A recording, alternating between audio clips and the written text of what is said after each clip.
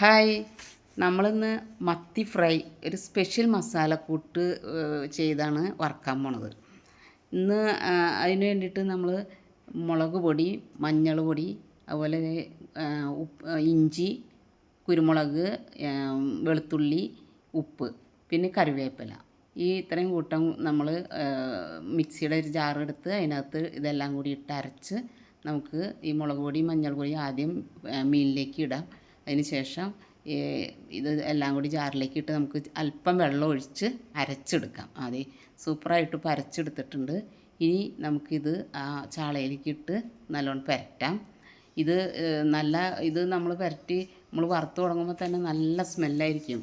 നല്ല രുചിയുണ്ട്, നല്ല സ്മെല്ലുമാണ് ഇതിട്ട് വറുത്ത് കഴിക്കാൻ.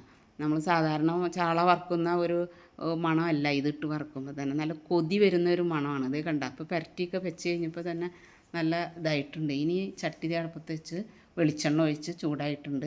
നമുക്ക് മീൻ എല്ലാം പറക്കിയിടാം. അതിനകത്ത് എല്ലാം പറഞ്ഞ് നല്ല തള വന്നു തുടങ്ങിയിട്ടുണ്ട്. തള വന്നു തുടങ്ങിയപ്പോൾ തന്നെ നല്ല സ്മെല്ലായിട്ടുണ്ട്. ഇപ്പോൾ തന്നെ നമുക്ക് കൊതി വരുന്ന ഒരു സ്മെല്ലാണ് വരുന്നത്. ഇങ്ങനെ വറുത്ത് കഴിഞ്ഞാൽ നമുക്ക് ഇത് ഇപ്പോൾ നല്ലോണം ഫ്രൈ ആയി തുടങ്ങിയിട്ടുണ്ട്. ഇനി അത് മറിച്ചിടാം. മറിച്ചിട്ട് പാകമായിട്ടുണ്ടെങ്കിൽ അതൊന്നും ഒന്നുകൂടി കിടന്ന് മുരിയട്ടെ കേട്ടോ.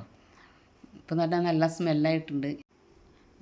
അപ്പോൾ ഇനി ഇതുപോലെ നിങ്ങളൊന്ന് ട്രൈ ചെയ്ത് നോക്കണേ. എന്നിട്ട് നിങ്ങൾ ഒരു അഭിപ്രായമൊക്കെ പറയുക, എനിക്ക് കമൻറ്റ് ചെയ്യണം കേട്ടോ. ഓക്കെ.